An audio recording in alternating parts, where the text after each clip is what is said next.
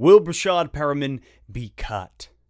Let's Talk Lions. Welcome back to an all-new episode here at Let's Talk Lions. Thank you everybody for liking this video. In fact, you are confusing the algorithm, telling it this video is worth watching. So when you do that, you help your boy out. My friends, we got merch. That's right, the official Let's Talk Lions hat. Yours truly has put a serious amount of work into finding the right hat. I actually also designed the emblem, the standing lion with a nice Honolulu blue crown on it. Not to mention, though, on the back of the cap, Let's Talk Lions. There it is, the official Let's Talk Lions hat for the channel. If you would like to purchase said hat, there is a link in the description below. You can click on that. There is a limited quantity. I am having a second shipment come in, so please buy it in the link below. Hopefully you guys love it as much as I do. Now on to today's topic. Things are not looking good for Perriman. I didn't think it would end this way. End? No, the journey doesn't end here.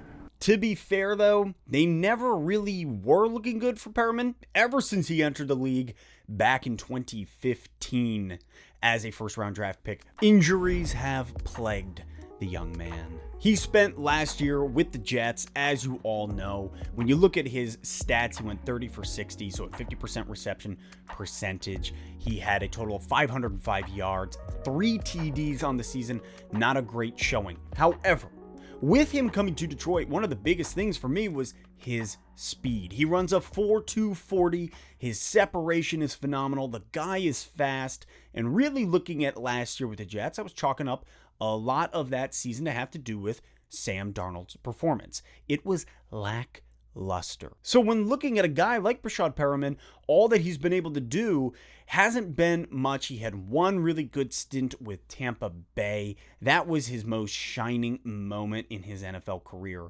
So him coming into the Detroit Lions, there is a lot at stake for Perriman's career. Being that there's a lot at stake for his career, I thought that might also amp him up, really push him forward. He has to compete for a starting role in a very bulky wide receiver room. However, you listen to Dan Campbell this past Monday, he talked about Perriman, and things don't look good for him. Campbell brings up the fact that Perriman obviously has the hip injury earlier this year.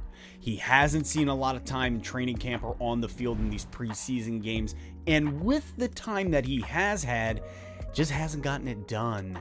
And Campbell laid that out fairly clearly to us. Campbell even goes as far as to say that, yeah, sure, he had a couple solid reps against Pittsburgh. However, he had that offensive pass interference, which Campbell then kind of laced into him saying, hey, listen, you don't even need to do that. He brings up Perriman's speed. He brings up his separation. He brings up his veteran, I keep wanting to say veteranship, and that is not a word. Though, if you want to try it in Scrabble and let me know how it goes, maybe just nobody will challenge it. You don't know.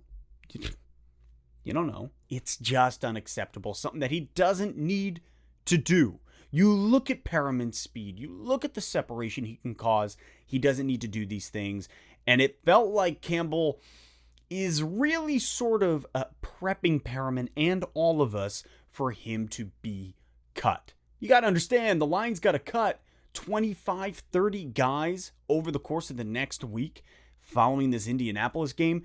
That's a lot of people, and Perriman has not shown up at all. And as I mentioned earlier, the wide receiver room is pretty bulky. We got a lot of guys in there jockeying for spots, and I don't know if Perriman has done anything to earn himself a starting role. I don't know. He has not done anything to earn himself a starting role. I would start Tom Kennedy over him any given Sunday at this point based on what they have both done. And look, I'm not trying to rip on Perriman. That's really not what I'm trying to do. So please hold it in the comments.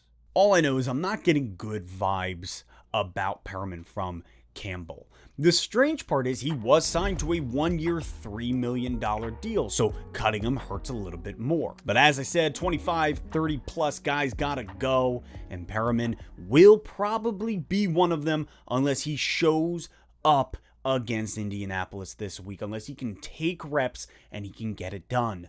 Though, based on everything that we are seeing at this point, I do believe that Breshad Perriman will be cut coming into next week. I would love to see Perriman step it up against Indy. I would love it. I love this guy. I think he has a lot of potential. I want to see him make the roster. I think his speed is huge and could be a valuable asset to this team.